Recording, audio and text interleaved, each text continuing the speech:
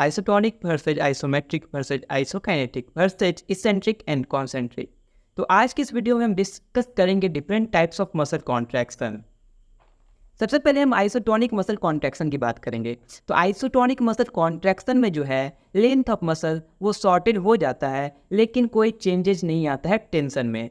For example हम बात करें तो अगर हम डंबल को अपने हाथों से उठा रहे हैं तो हमारा मसल का जो लेंथ है वो छोटा हो रहा है। तो ये क्या है? Isotonic muscle contraction. जब हम पुशअप कर रहे हैं, जब धरती को हम पुशअप कर रहे हैं और पुशअप करने के दौरान भी हमारा क्या होगा, मसल का लेंथ चेंज हो रहा है। तो this is isotonic muscle contraction.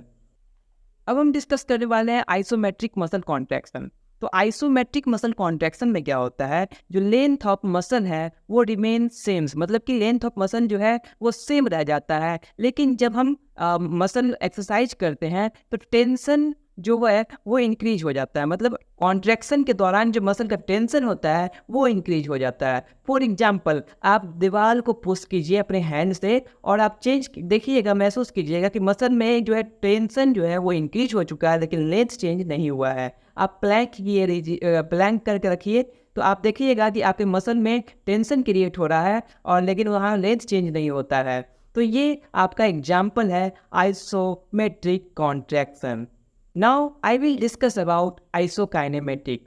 तो आइसोकाइनेमेटिक में हम क्या करते हैं ना, एक मशीन का यूज करते हैं और वो मशीन जो है एक फिक्स्ड स्पीड में, कांस्टेंट स्पीड में हमें मसल एक्सरसाइज करवाती है। इस मशीन में हम फिजियोथेरेपी इक्विपमेंट ले सकते हैं। फॉर एग्जांपल अगर हमें फ्लेक्शन करना है हाथ का तो इसमें हम फ्लेक्शन का एक लिमिट सेट कर देंगे कि इतने सेकेंड पे ही फ्लेक्शन होना चाहिए, इतने टाइम्स होना चाहिए। तो this is isokinematic contraction of muscle. ये डिफरेंट टाइप्स ऑफ कॉन्ट्रैक्शन था, आइसोटोनिक, आइसोमेट्रिक एंड आइसोकाइनेटिक।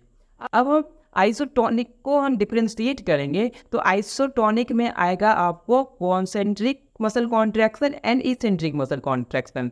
तो ये कोसेंट्रिक मसल कॉन्ट्रैक्शन क्या होता है और इसेंट्रिक मसल कॉन्ट्रैक्शन क्या होता है, तो चलिए इसके बारे में जानना चाहते हैं। तो concentric muscle contraction, concentric muscle contraction में होता है कि जब भी आप फ्लेक्शन ऑफ एल्बो करते हैं with the help of dumbbell तो यहाँ पे मसल जो है वो सेंटर के टुवार्ड जाता है। This is concentric muscle contraction, मतलब कि यहाँ पे लेंथ ऑफ मसल जो है वो शॉर्टेन हो गया, सेंटर के टुवार्ड गया। This is concentric muscle contraction. यहाँ पे अपवर्ड एक्सरसाइज का जो फेज होता है, वहीं पे हम बात करें इसेंट्रिक मसल कॉन्ट्रैक्शन की बात करें तो इसेंट्रिक मसल कॉन्ट्रैक्शन में जो मसल जो है वो लेनदेन होता है, मतलब कि मसल का जो साइज है वो बढ़ जाता है, लेकिन कॉन्सेंट्रिक में मसल क्या हो जाता है, शॉर्ट हो जाता है।